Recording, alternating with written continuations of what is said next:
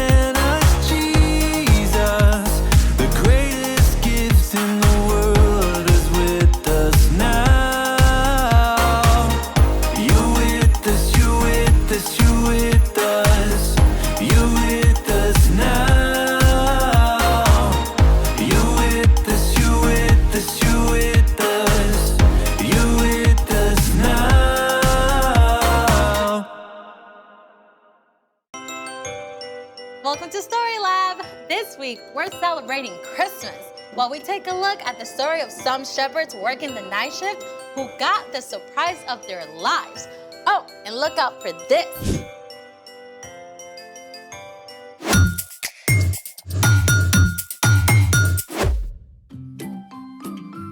Hey, I'm Amaya. And I'm Zeke. And we're talking about Christmas, which is celebrating Jesus, God's greatest gift. I've been celebrating all week. Okay, I got the message. I got the message too. In fact, I want to ask you, how many ways can you send a message? Well, there's texting, email, phone call, social media. Okay, but how would you send an important message without a phone or computer? A letter? Or Morse code. That was I love cheese? Actually, that was how are you? Oh, I'm... Pick a number. 3.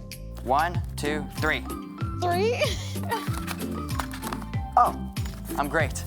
That's good, because we're about to discover a brand new, old way to send a message. Homing pigeon? Nope. I've invited my friend April to show us how to share a message in sign language. What? That's awesome. Hey, April, come on in.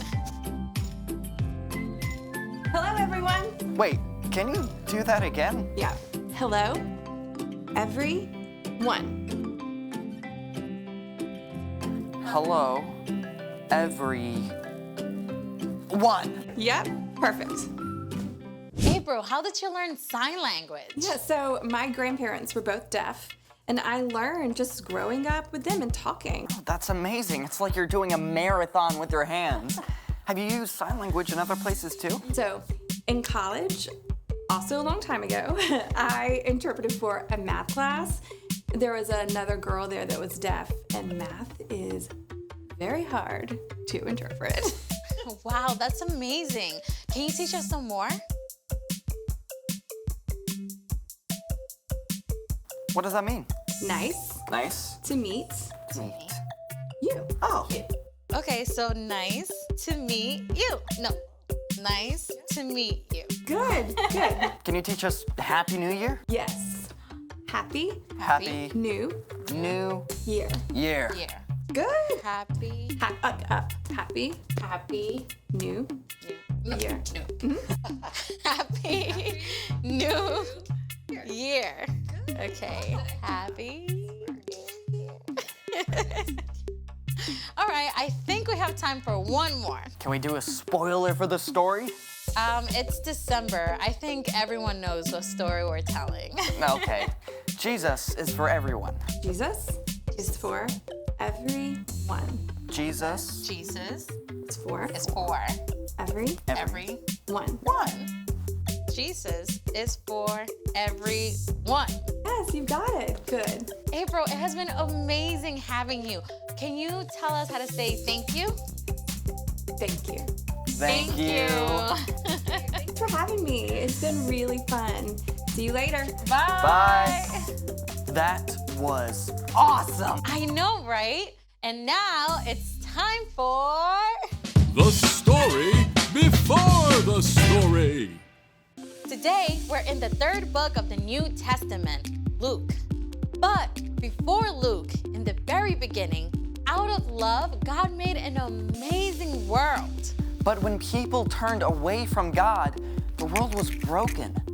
God made a plan to bless the whole world through the Israelites, but over and over, God's people would run to God and then pull away, just like a yo-yo.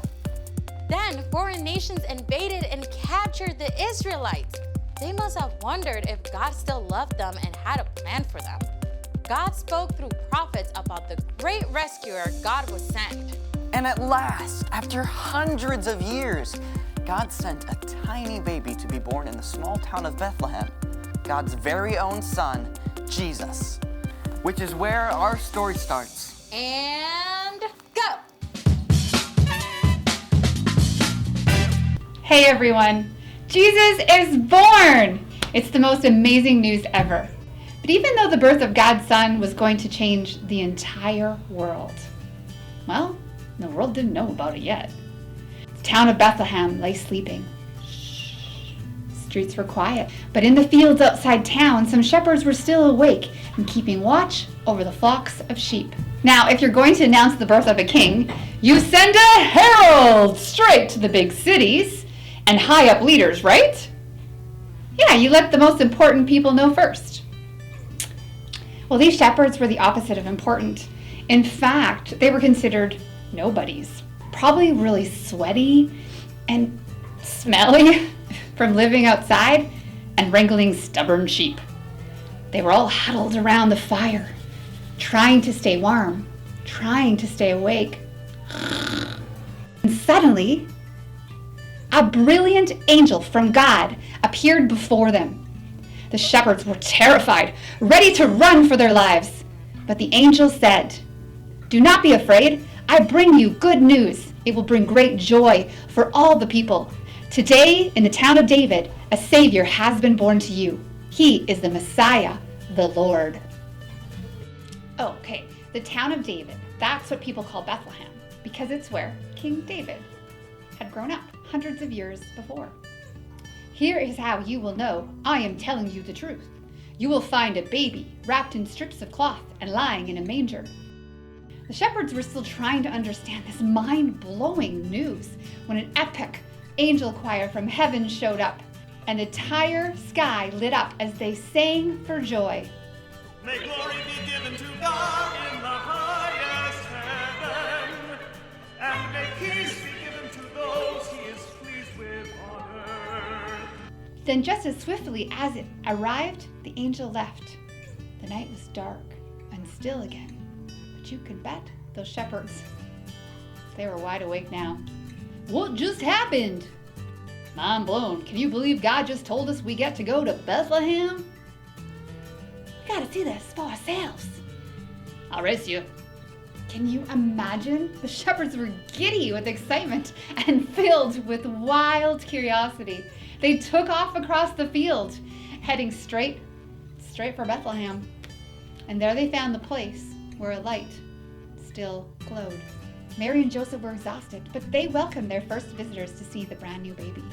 These rugged shepherds gathered around in awe. He's just like a newborn lamb. As night turned to day, the shepherds finally left to return to the fields, and they were so filled with joy that they shouted out the news to everyone they met. God has sent a savior. Oh, he's just a tiny baby now, but he's gonna be a king. A bunch of angels came to tell us. Praise God. Before long, everyone in town heard the incredible news. In the middle of the celebration, Mary kept everything in her heart like a secret treasure. The end, for now. Man, I want to hear an angel choir. You'd be terrified. Angels always have to say, "Do not be afraid," before they show up. It's so cool that the shepherds got to find out first. Yeah, it was God's way of making it clear that Jesus is not just for people who are rich and famous. Jesus came for everybody. All of us. So, what's our part in the story? Well, first of all, don't miss this. Jesus came to earth for you, and as he grew up, he showed us what God is like. He showed us how to love God and how to love others, and then he laid down his life to take on the sin and brokenness of the world. And when God raised Jesus to life, death was defeated. Now everyone who chooses to follow Jesus, you, me, everyone across time can be with God forever. That amazing news is for everyone. It's for your mom and your dad and your baby sister and your grandma. And your friends and your teachers. It's for your dentist and for the person who brings the deliveries to your house. It's for your neighbor next door and for kids living on the other side of the world. Oh, that calls for a megaphone. Do we have a megaphone? Enthusiasm is great, but you can share the news in your normal voice too. I am on it. See you next time. See you next year. So here's the thing. The good news is for everyone. Wait a second. Jesus is for everyone. Did I get that right? Either that or he just ordered extra pepperoni. Merry Christmas and Happy New Year, everyone. Thanks for joining us in the Story Lab. See you next time.